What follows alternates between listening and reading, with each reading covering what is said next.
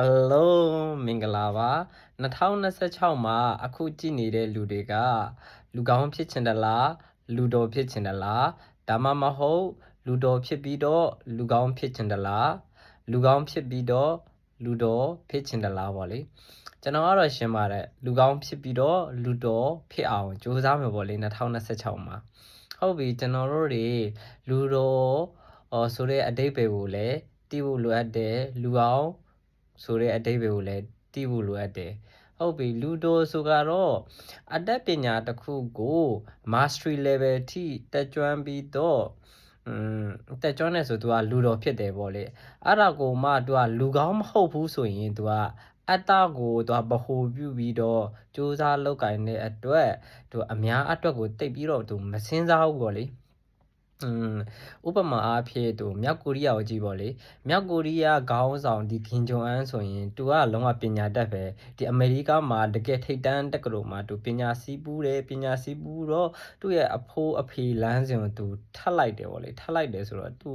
ဒီတစ်ခနဲ့ဆိုရင်သူနျူကလ িয়ার နဲ့နိုင်ငံတကာနဲ့တဟဇာတာဖြောင်သူမလုပ်ဘူးတော့လေဒါတော့သူကတော့ကွဲထွက်တယ်ပေါ့လေဒါတော့ထားလိုက်တာဒါကတော့လူတော်ပြီးတော့လူကောင်းမဟုတ်ဘူးဆိုတဲ့ side effect ပေါ့လေဟုတ်ပြီကျွန်တော်တို့လူကောင်းဆိုတဲ့အဓိပ္ပာယ်လူကောင်းဆိုတဲ့အဓိပ္ပာယ်ကတော့သူက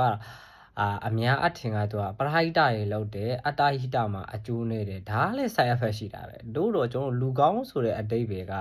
လူကောင်းနေရကြတော့သူက power ရှိတဲ့လူမှသူကလူကောင်းလုပ်လို့ရတာအချို့တွေကကြတော့သူကအများအတွက်ကိုသူကလုပ်တယ်သူက people pleaser ပေါ့လေလူတွေရဲ့ဆူတောင်းမြတ်တာပို့ကိုသူကရတယ်ဆိုသူပြောရှင်တယ်ဒါပေမဲ့သူလူတွေကသူထင်လို့မဟုတ်ဘူးလူတွေကကိုကျိုးအတွက်ကြည့်ကြတာများတယ်ပေါ့လေအဲ့ချိန်မှာသူကငါကောင်းအောင်လုပ်ပြီးတယ်လူတွေကသူ့ကို manipulate ပြန်လုပ်တယ်ပေါ့လေပြူလဲကြေကွဲ drama တွေခင်းငါ့ကိုဘာဖြစ်တယ်ညာဖြစ်တယ်ပေါ့လေဒီလိုမျိုးတွေပြောကြတာပေါ့လေဒါကြတော့ကိုကျိုးနေတကယ်လူကောင်းကြတော့ power တစ်ခုရှိတယ်ဗျ power တစ်ခုရှိပြီးမှ तू ကလုတ်ပေးတဲ့အရာတစ်ခု तू လုတ်ပေးခြင်းလို့လုတ်ပေးတာ तू လုတ်ပေးနိုင်တဲ့စွမ်းအားလည်းရှိရ power လည်းရှိရနောက်ပိုင်း तू လုတ်ပေးလိုက်တော့လဲသူများတွေသူ့ကို positive side effect ကပဲပြော negative side effect ကပဲပြော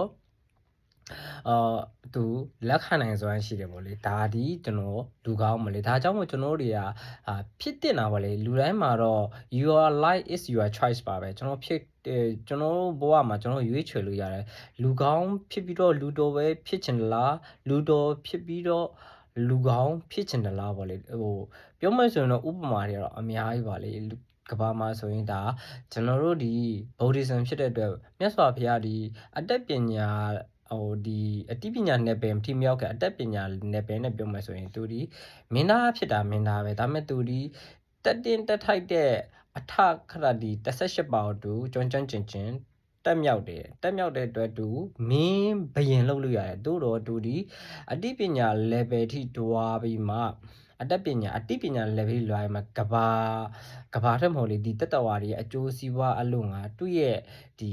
အတတ်ပညာ level ရှုထောင့်ကရင်ဘယင်ရှုထောင့်ကရင်သူမကြည့်ပဲနဲ့ဒီရဲ့ western ရှုထောင့်ကရင်တွားမှသူအများကျိုးအတွက်စူးစမ်းအားထုတ်ခဲ့တော့ကျွန်တော်စူးစမ်းအားထုတ်ခဲ့တဲ့ယနေ့ခေတ်မှာကျွန်တော်တို့ဒီဓမ္မဆိုတဲ့အငွေအတွက်တွေကျွန်တော်တို့ယနေ့ဒီတိုင်လောကရောဓမ္မရောအကျိုးပြုနိုင်တယ်ပေါ့လေဒါကတော့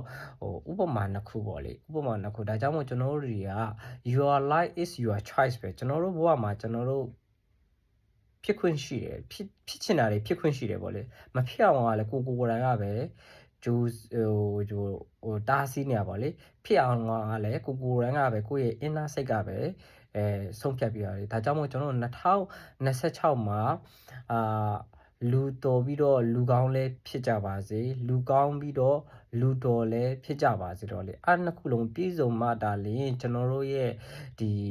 အနည်းစရာပတ်ဝန်းကျင်သို့မဟုတ်ကျွန်တော်တို့ရဲ့တည်နေတဲ့နေရာနိုင်ငံဒီဖွံ့ဖြိုးတိုးတက်ပြီးမှကျွန်တော်တို့နဲ့ထိတွေ့တဲ့လူတွေအားလုံးဘယ်လိုလဲအေဂျင့်တာယာပျော်ရွှင်မှာပေါ့လေနောက်မို့ဆိုတစ်ခုမဟုတ်တစ်ခုလိုအပ်နေတယ်ဆိုရင်အများတန်း conflict တွေကအများတန်းရှိနေတယ်ပေါ့လေဒါကြောင့်မို့ကျွန်တော်တို့ဒီအများကိုမပြောင်းလဲခင်ကိုအရင်ပြောင်းလဲကြပါစို့အတ္တတွေလျှော့ပြီးအနတ္တနယ်ပယ်မှာရောက်အောင်ကျင့်သုံးကြပါစို့လို့ကျွန်တော်ကတိုက်တွန်းပါတယ်ခင်ဗျာပျော်ရွှင်ချမ်းမြေ့ကြပါစေ